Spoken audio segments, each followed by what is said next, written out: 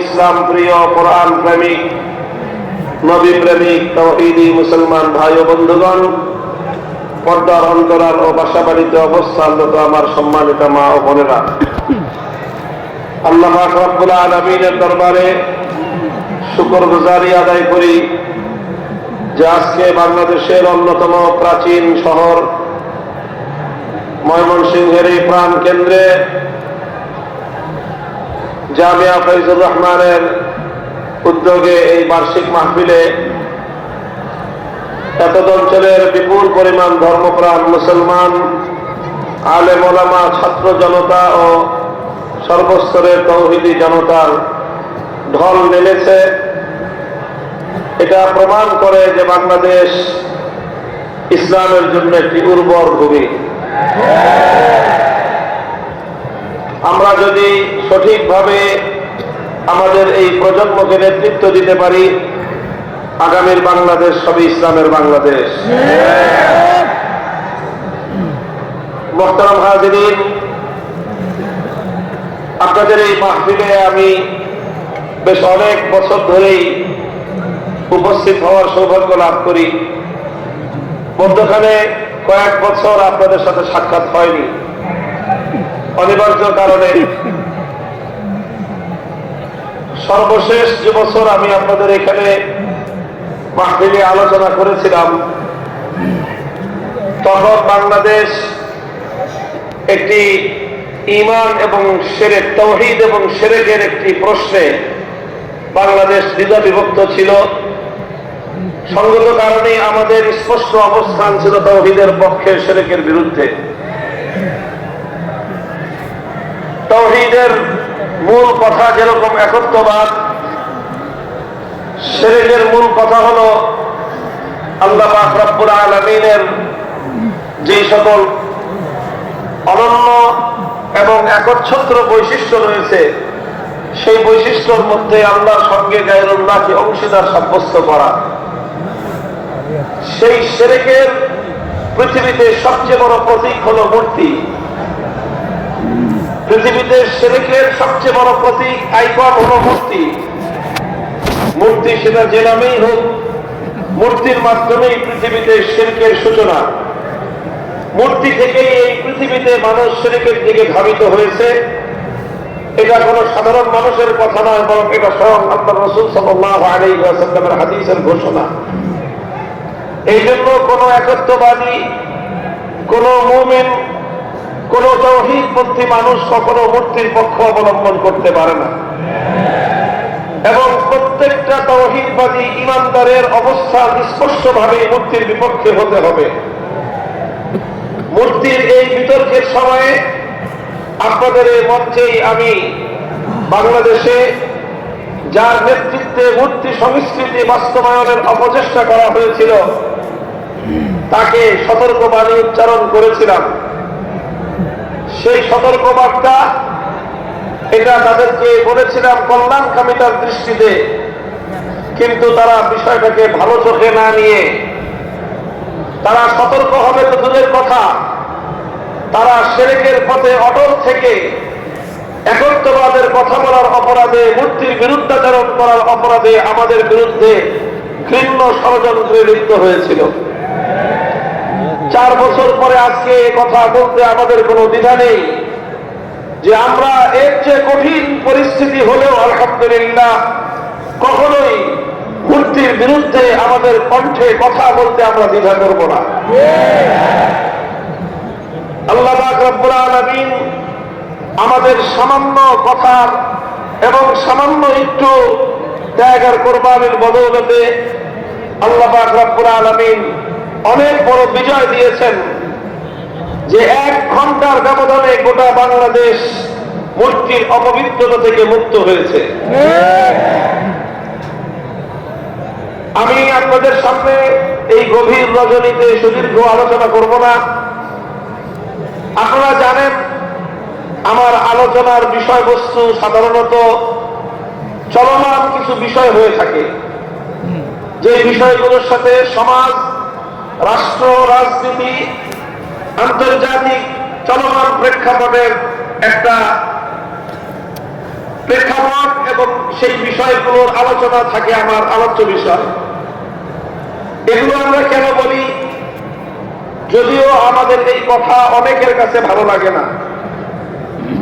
অনেকে মনে করে আলেম ওলামারা শুধুমাত্র মাসআলা মাসায়েল নিয়েই আলোচনা করবে, আলেম ওলামারা শুধু ধর্মের ইবাদত বিষয়ে কথা বলবে, ইসলামের ইবাদত নামাজ রোজা হজ যাকাত পর্দা পুশিদা পিতামাতার হক জাহান্নামের আযাবের ভয় জান্নাতের আশাবাদের কথা কবরের কথা এই সমস্ত কথার মধ্যে আলেমদের আলোচনা সীমাবদ্ধ থাকবে, এটা আমাদের সমাজের এক শ্রেণীর মানুষের বদ্ধমূল ধারণা। তারা আলেমদের কাছ থেকে সমাজের অসঙ্গতি নিয়ে কথা শুনতে চায় না। তারা উলামায়ে কেরামের কাছ থেকে রাজনীতির অঙ্গনে নানা ধরনের কুসংস্কারের বিরুদ্ধে আলেমদের প্রতিবাদী কণ্ঠের আওয়াজ তারা শুনতে অভ্যস্ত নয়।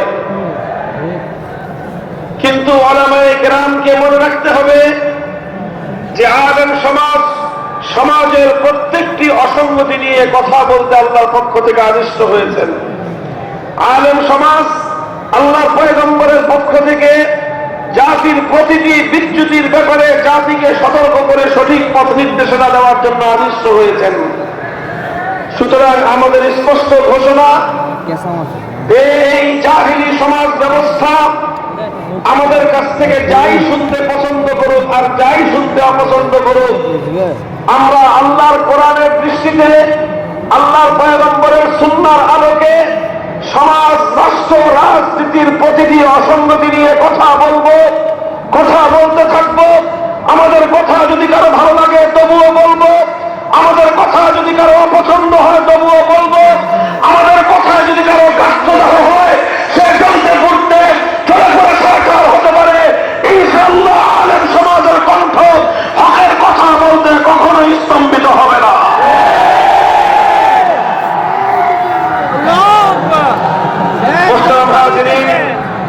ঠিক এমনই একটি প্রসঙ্গ নিয়ে একটি ঐতিহাসিক প্রেক্ষাপট আলোচনা করে বর্তমান সময়ের সবচেয়ে গুরুত্বপূর্ণ জাতীয় যে ইস্যু সেই বিষয়ে উলামায়ে কেরামের পক্ষ থেকে প্রতিনিধিত্বশীল কিছু কথা আমি আপনাদের সম্মুখে তুলে ধরব। আমি আপনাদের সম্মুখে আল্লাহর কোরআনে পাকের সূরাতুন নিসার 7 নম্বর আয়াতটি তেলাওয়াত করেছি।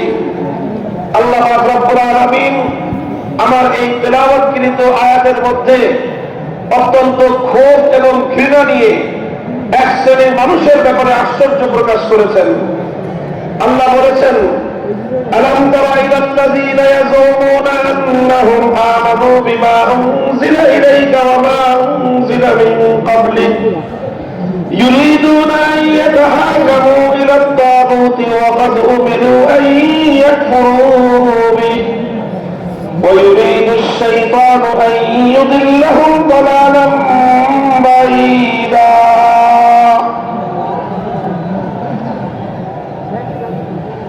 আপনারা এদিকে লক্ষ্য করে আওয়াজ করবেন না ভাই। টিম ভাঙ্গেন আর বিল্ডিং ভাঙ্গেন যাই ভাঙ্গেন, আওয়াজ করেন না। শান্ত হন, শান্ত হন।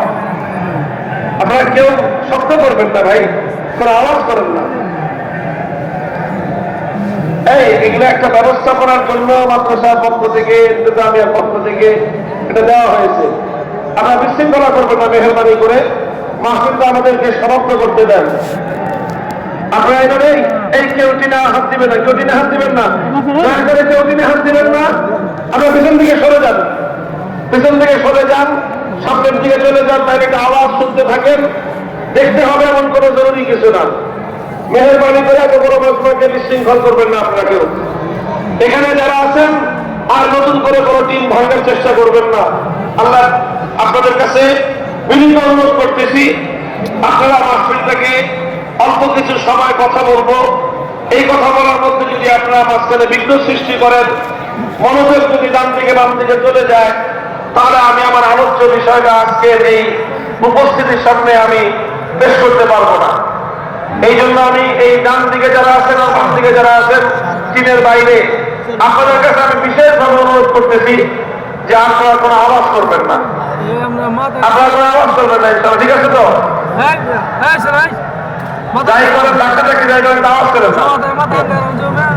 মোহতারাম হাজিরিন, আয়াতের মধ্যে আল্লাহ পাক রব্বুল ইজ্জত বলতেছেন, অত্যন্ত ক্ষোভ এবং ঘৃণা নিয়ে আল্লাহ প্রশ্ন তুলে দিয়েছেন যে তোমরা কি লক্ষ্য করো না যে কিছু মানুষ আছে এমন যারা নিজেদেরকে ইমানদার বলে দাবি করে, তারা দাবি করে তারা ইমানদার, অথচ ইমানদার হিসেবে নিজেদেরকে দাবি করার পরেও তারা তাগুতের কাছে বিচার চাইতে যায়, তারা তাগুতের কাছে ফয়সালা চাইতে যায়, তারা তাগুতকে বিচারক এবং তাগুতকে তারা শাসক হিসেবে মেনে নেয়। আল্লাহর কোরআন বলতে চায় যে যে ব্যক্তি নিজেকে ইমানদার বলে পরিচয় দিবে সে কশ্চিনকালেও কোনো তাগুতকে মেনে নিতে পারে না, আর যারা তাগুতকে বিশ্বাস করবে তারা কোনোদিন ইমানদার হতে পারে না। আলো আর অন্ধকার যেমন একত্রিত হতে পারে না, সাদা আর কালো যেমন একাকার হতে পারে না, ঠিক তদ্রূপ রাত আর দিন যেমন একসঙ্গে এক সময়ে পাওয়া যেতে পারে না, ঠিক একইভাবে একই সঙ্গে একজন মানুষ ইমানদার এবং তাগুতে বিশ্বাসী হতে পারে না। যারা ইমানদার হয় তারা তাগুতকে অস্বীকারী হয়, যারা তাগুতকে বিশ্বাস করে তারা কশ্চিনকালেও ইমানদার হতে পারে না। বড় আশ্চর্যের বিষয়, বড় দুঃখজনক এবং মর্মান্তিক বিষয় হলো এই, আজ মুসলিম সমাজের মধ্যে শত শত নয়, হাজার এবং লক্ষ নয়, কোটি কোটি মুসলমান এমন রয়েছে যারা নিজেদেরকে ইমানদার বলে পরিচয় দেয়, অথচ তারা তাগুতকে বিশ্বাস করে। তারা তাগুতে বিশ্বাসী হওয়ার কারণে তারা নিজেদেরকে যতই ইমানদার পরিচয় দিক, তাদের আইডেন্টি কার্ডে, তাদের পরিচয় পত্রে যতই ধর্ম হিসেবে মুসলিম লেখা থাকুক, তাদের নাম যতই আব্দুল সালাম, আব্দুল মুমিন এই নাম থাকুক, যখনই তারা তাগুতের উপর বিশ্বাস স্থাপনকারী হবে তখন তারা ইমানদার এবং মুসলিম হতে পারে না। এটা হলো অত্যন্ত গুরুত্বপূর্ণ একটা বিষয়। সমাজের অসংখ্য অগণিত মানুষ এই তাগুতে বিশ্বাস থাকার কারণে তারা নিজেদেরকে অজ্ঞতাবশত নিজেদেরকে ইমানদার বলে মনে করে, অথচ কোরআন এবং হাদিসের ফয়সালায় তারা স্পষ্টভাবে মুশরিক এবং তারা কাফের ও বেঈমান। এই জন্য আমি আমার আলোচনার সুবিধার্থে লম্বা আলোচনা করব না, আমি বলতেছি আপনারা মেহেরবানি করে আওয়াজ করবেন না। আমার আলোচনার সুবিধার্থে আমি প্রথমে আপনাদের কাছে তাগুতের পরিচয় তুলে ধরতেছি। তাগুত কাকে বলা হয়? তাগুত কাকে বলা হয় লক্ষ্য করেন, কোরআনে পাকের অনেকগুলো আয়াতের মধ্যে আল্লাহ পাক রব্বুল আলামিন তাগুত শব্দটি প্রয়োগ করেছেন। ফাতাবায়ানাল মুসলিমিনাল গায়ব ফামান ইয়াকফুর বিত-তাগুতি ওয়া ইউমিন বিল্লাহি ফাকাদ ইসতামসাকা বিল উরওয়াতিল উসকা। আল্লাহ বলেছেন যে তাগুতকে অস্বীকার করবে আর আল্লাহর উপর ঈমান আনবে সে একটা শক্ত মজবুত হাতলকে ধারণ করলো। অন্য আয়াতে আমার আল্লাহ বলেছেন আল্লাযীনা আমানু ইউকাতিলুনা ফী সাবিলিল্লাহ ওয়াল্লাযীনা কাফারু ইউকাতিলুনা ফী সাবিলিত তাগুত। যারা ঈমানদার তারা লড়াই করে কার পথে? চিৎকার করে বলেন, যারা ঈমানদার তারা লড়াই করে কার পথে? ওয়াল্লাযীনা কাফারু ইউকাতিলুনা ফী সাবিলিত তাগুত। আর যারা কাফের এবং বেঈমান তারা লড়াই করে, সংগ্রাম করে, চেষ্টা করে তাগুতের পথে। অর্থাৎ সব জায়গায় আল্লাহর কোরআন ঈমান বিল্লাহকে এবং তাগুতকে কম্পিটিটিভ অর্থাৎ একটি প্রতিদ্বন্দ্বিতামূলক শব্দ হিসেবে আল্লাহ প্রয়োগ করেছেন। আল্লাহর প্রতিপক্ষ হলো তাগুত, তাগুতের প্রতিপক্ষ হলেন আমার আল্লাহ। সুতরাং দুই প্রতিপক্ষকে যেমন একসঙ্গে কেউ খুশি করতে পারে না, তদ্রূপ যদি কেউ তাগুতকে খুশি করতে চায় কশ্চিনকালেও আল্লাহকে খুশি করতে পারবে না। যারা আল্লাহকে খুশি করতে চাইবে, যারা আল্লাহ সন্তুষ্টি হাসিল করতে চাইবে, যারা আল্লাহকে রাজি করতে চাইবে, তারা কোশ্চেন কেন তাগুতকে রাজি করতে পারবে না?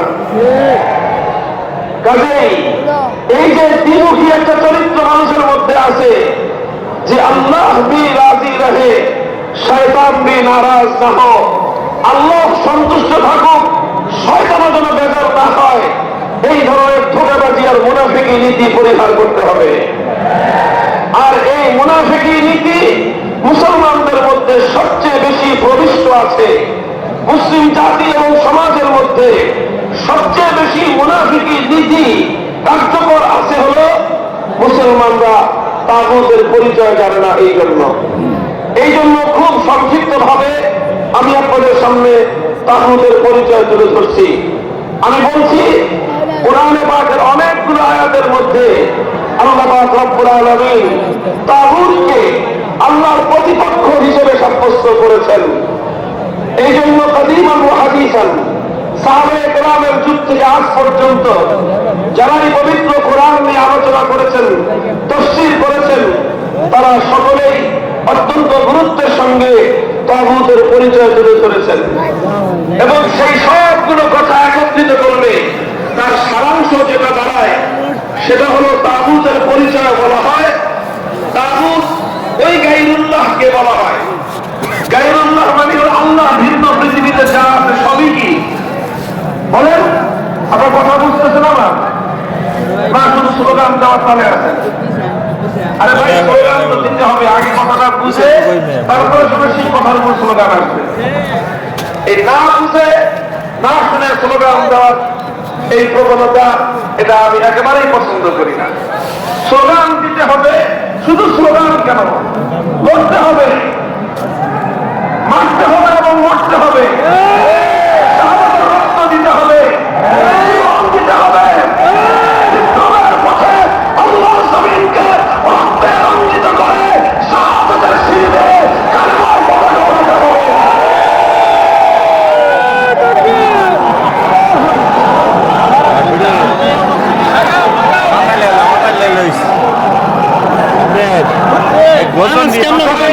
কিছু করতে হবে, বুঝে না না বুঝে, বুঝে না না বুঝে।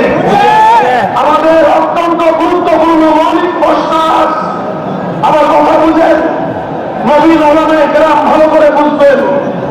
আজকে এই সমাজের কাছে বিশেষ করে আধুনিক শিক্ষিত তরুণ প্রজন্ম, স্কুল কলেজ ইউনিভার্সিটির ছাত্ররা আজ যে প্রসঙ্গটা খুব ভালো করে জানতে চায়, বুঝতে চায়, সেই প্রসঙ্গ হলো এই ঈমান এবং কুফরের প্রসঙ্গ, তাওহীদ এবং শিরকের প্রসঙ্গ, একত্ববাদী আল্লাহ এবং এই তাগুতের পার্থক্য প্রসঙ্গ আজকে বুঝতে চায় তারা। আর এই আবেগ, এই চেতনা তাদের মধ্যে সৃষ্টি হয়েছে বলে বাংলাদেশে 5ই আগস্টের বিপ্লব হয়েছে। 5ই আগস্টের বিপ্লব শুধু আলেম ওলামারা করে নাই, 5ই আগস্টের বিপ্লব শুধু কওমি মাদ্রাসার ছাত্ররা করে নাই, বরং 5ই আগস্টের বিপ্লব এদেশের কওমি আলিয়া স্কুল কলেজ ইউনিভার্সিটির সকল প্রজন্মের ছাত্র জনতা, ইয়াং জেনারেশন, তরুণ প্রজন্ম ঐক্যবদ্ধ হয়ে যে বিপ্লব করেছে, সেই বিপ্লবের অন্যতম চেতনা ছিল আল্লাহ জমিন থেকে সমস্ত তাগুতি শক্তির শেকড় সহ উপড়ে ফেলা। কাজেই এটা গুরুত্বপূর্ণ প্রসঙ্গ, এটা বুঝতে হবে আমাদেরকে, ছাত্র জনতাকে বুঝতে হবে, তরুণ আলেমদেরকে বুঝতে হবে, জাতির কাছে মেসেজ পৌঁছে দিতে হবে। আমি বলছি তাগুতের পরিচয়, ডেফিনিশন, সংজ্ঞা বলছি তাগুত কাকে বলা হয়। খুব সহজ ভাষায় বলতে গেলে আমি বলছিলাম গায়রুল্লাহ বুঝেন? অনেক সকালে আপনার গায়রুল্লাহ বুঝেন? গায়রুল্লাহ মানে কি? আল্লাহ ছাড়া। গায়রুল্লাহ মানে এই পৃথিবীতে আল্লাহ ছাড়া যা আছে সবই আল্লাহ ছাড়া, কায়নাতের মধ্যে যা আছে সব কি গায়রুল্লাহ। তো কোন গায়রুল্লাহকে যদি আল্লাহর আসনে বসানো হয়, সেই গায়রুল্লাহকে বলা হয় তাগুত। যে গায়রুল্লাহকে আল্লাহর আসনে বসানো হবে, সেই গায়রুল্লাহ কি তাগুত। যে গায়রুল্লাহ নিজে অথবা অন্য কেউ তাকে আল্লাহর আসনে বসানোর পর সে তার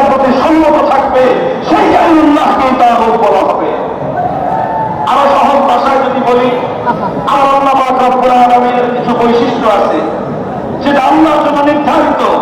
যে বৈশিষ্ট্য আল্লাহ ছাড়া অন্য কারোর জন্য বৈধ নয়, এমন কিছু বৈশিষ্ট্য আল্লাহ রয়েছে।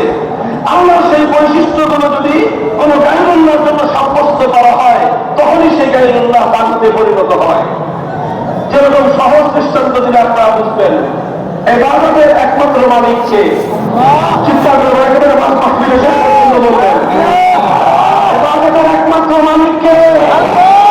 ইবাদতের একমাত্র উপযুক্ত কে? এখন যে ইবাদত একমাত্র আল্লাহ প্রাপ্য, সেই ইবাদত যদি আল্লাহ ছাড়া কোনো গায়রুল্লাহকে দেওয়া হয়, তাহলে সেই গায়রুল্লাহ কি বলা হয়? তাগুত। যেমন ইবাদত কেউ যদি আল্লাহকে না করে লাত, মানাত, উজ্জা, হুবাল এই সমস্ত দেব দেবতাকে ইবাদত করে, তাহলে সেই দেব দেবতাগুলোকে বলা হয় তাগুত। এটা ছিল সেই যুগের তাগুত। আর আজকের যুগে এই যে দুর্গা, সরস্বতী, কালী নামে যত মূর্তির পূজা মানুষ করে, এই প্রত্যেকটা মূর্তিকে মানুষ আল্লাহর আসনে বসায়। যে ইবাদত এক আল্লাহ উপযুক্ত ছিল, যে ইবাদত একমাত্র আল্লাহর জন্য নির্ধারিত ছিল, সেই ইবাদতকে আল্লাহর জন্য না করে দুর্গার জন্য করলো, কালীর জন্য করলো, সরস্বতীর জন্য করলো, নানা ধরনের মূর্তির জন্য করলো। সুতরাং এই মূর্তিগুলো যখনই মানুষ এই মূর্তির পূজা করে, তখনই এই মূর্তিগুলো তাগুতে পরিণত হয়। এটা মানুষ বুঝে, এটা মুসলমানরা বুঝে যে আল্লাহ ছাড়া অন্য কোন গায়রুল্লাহর পূজা করা যাবে না। কেন? তাহলে একত্রবাদ থাকবে না। ইবাদতের উপযুক্ত একমাত্র কে? আল্লাহ। ইবাদত যেরকম একমাত্র আল্লাহ, আল্লাহ একমাত্র যেরকম ইবাদতের উপযুক্ত, আল্লাহ এই মহাবিশ্বের মধ্যে একমাত্র ইবাদত প্রাপ্য, ঠিক তদ্রুপ ইবাদতের মতো আল্লাহ পাকেরও আল্লাহর আরেকটা অনন্য বৈশিষ্ট্য রয়েছে, যেটা আল্লাহর জন্য নির্ধারিত। সেটা হলো এই কায়নাতের মধ্যে, গোটা সৃষ্টি জগতের মধ্যে চূড়ান্ত ভাবে আনচ্যালেঞ্জেবল, অর্থাৎ সেই বিষয়কে কেউ চ্যালেঞ্জ করতে পারবে না, কেউ যেটাকে প্রশ্ন করতে পারবে না, কেউ যেটাকে বাতিল করতে পারবে না, এইরকম চূড়ান্ত ভাবে এই মহাবিশ্বের মধ্যে বিধান দেওয়ার একমাত্র মালিককে। আল্লাহর কোন বিধানকে দুনিয়ার কোন কর্তৃপক্ষ চ্যালেঞ্জ করার অধিকার রাখে না। আল্লাহর কোন বিধানকে দুনিয়ার কোন ব্যক্তি বা কোন কর্তৃপক্ষ বাতিল করার অধিকার রাখে না। আল্লাহর কোন বিধানের ব্যাপারে দুনিয়ার কোন কর্তৃপক্ষ, দুনিয়ার কোন ব্যক্তি প্রশ্ন করবার অধিকার রাখে না। এই প্রশ্নহীন চূড়ান্ত বিধান দেওয়ার একমাত্র মালিককে, ইবাদতের একমাত্র মালিককে, বিধান দেওয়ার চূড়ান্ত ক্ষমতার মালিক একমাত্র কে? ইবাদতের মধ্যে যদি কেউ আল্লাহ ছাড়া কোন গায়রুল্লাহর ইবাদত করে, তাহলে এটাকে বলা হয় শিরক ফিল ইবাদত, অর্থাৎ ইবাদতের মধ্যে শিরক করলো কেউ। ঠিক তদ্রুপ সেই আইন তৈরি করবার একচ্ছত্র চূড়ান্ত ক্ষমতা আল্লাহর জন্য নির্ধারিত, সেই আইন তৈরি করার ক্ষমতা যদি কেউ আল্লাহ ছাড়া অন্য কোন গায়রুল্লাহকে প্রদান করে, অন্য কোন ব্যক্তি অথবা কোন গোষ্ঠীকে যদি কেউ প্রদান করে, অন্য কোন গোষ্ঠী যদি আল্লাহর কোন আইনকে চ্যালেঞ্জ করে কোন আইন তৈরি করে, তাহলে সেই ব্যক্তি এবং সেই গোষ্ঠীও তাগুতে পরিণত হয়। মুহতারাম হাজিরিন, আমরা তাওহীদ ফিল ইবাদাতকে বিশ্বাস করি, কিন্তু তাওহীদ ফিল হাকিমিয়্যা, আইন তৈরি করার ক্ষেত্রে সার্বভৌম আইন তৈরি করবার ক্ষমতা যে একমাত্র আল্লাহর, এই বিষয়ে লক্ষ কোটি মুসলমান বিভ্রান্তিতে পড়ে থাকবার কারণে তারা স্পষ্ট শিরকে লিপ্ত হয়েও নিজেদেরকে ঈমানদার বলে ভাবে। আর আল্লাহ পাক এই ধরনের নামধারী ঈমানদারদের ব্যাপারে ক্ষোভ এবং ঘৃণা প্রকাশ করে বলেছেন, নিজেদেরকে ঈমানদার বলে পরিচয় দেয়, অথচ বিচার চাওয়ার সময় তারা তাগুতের কাছে বিচার চাইতে চায়। আল্লাহ বলতে চান, যারা তাগুতের কাছে বিচার চাইতে পারে তারা আল্লাহর উপর ঈমানদার হতে পারে না। কথাটা বোঝা গেল? তাহলে আল্লাহর জায়গায় যদি কোন গায়রুল্লাহর ইবাদত করা হয়, সেই গায়রুল্লাহকে কি বলা হয়? আল্লাহ পরিবর্তে কোন গায়রুল্লাহ যদি ইবাদত করা হয়, সেই গায়রুল্লাহকে কি বলা হবে? ঠিক তদ্রূপ আল্লাহর জায়গায় আল্লাহর কোন আইন, আল্লাহর কোন বিধানকে যদি কেউ পরিবর্তন করে, আল্লাহর বিধানকে চ্যালেঞ্জ করে, আল্লাহর বিধানকে বাতিল করে, কোন ব্যক্তি কোন গোষ্ঠী যদি কোন আইন প্রণয়ন করে, সেই ব্যক্তি এবং সেই গোষ্ঠীকে কি বলা হবে? হতে পারে সেই ব্যক্তি কোন রাষ্ট্রের রাষ্ট্রপতি, যে রাষ্ট্রপতি আল্লাহর আইনের বিরুদ্ধে আইন করবে, সেই রাষ্ট্রপতিকে বলা হয় তাগুত। যেই প্রধানমন্ত্রী আল্লাহর কোন আইনকে চ্যালেঞ্জ করবে, সেই প্রধানমন্ত্রীকে বলা হয় তাগুত। যেই মন্ত্রী পরিষদ আল্লাহর আইনের বিরুদ্ধে কোন আইনকে অনুমোদন দিবে, সেই মন্ত্রী পরিষদকে বলা হয় তাগুত। যেই বিচারপতি, যেই বিচারপতি, যেই বিচারালয় আল্লাহর আইনের বিরুদ্ধে কোন আইনকে অনুমোদন দিবে, বৈধতা দিবে, সেই বিচারপতি এবং বিচারালয়কে বলা হবে তাগুত। যেই সংসদ অথবা যেই আইন পরিষদ আল্লাহর আইনের বিরুদ্ধে কোন আইন পাস করবে, গোটা সেই সংসদকেই বলা হয় তাগুত।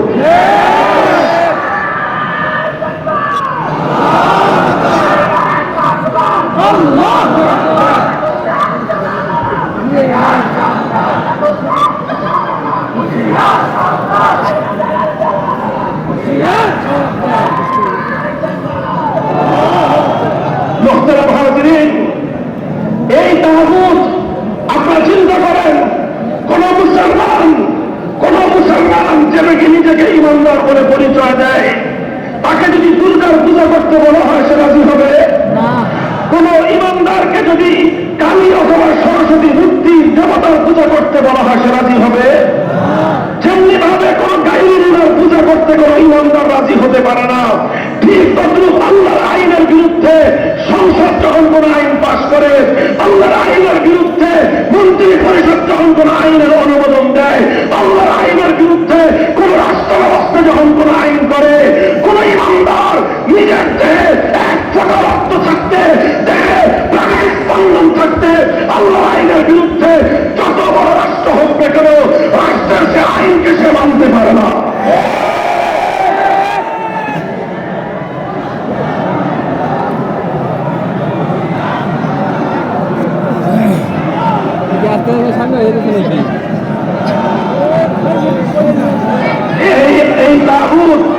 এই তাগুতি ব্যবস্থা তথা আল্লাহর এই পৃথিবীতে, আল্লাহর সৃষ্টি জগতের মধ্যে, আল্লাহর মাখলুকাতের উপর গায়রুল্লাহর আইন চাপিয়ে দেওয়া, এটাই হলো এই পৃথিবীর মানুষের উপর সবচেয়ে বড় জুলুম।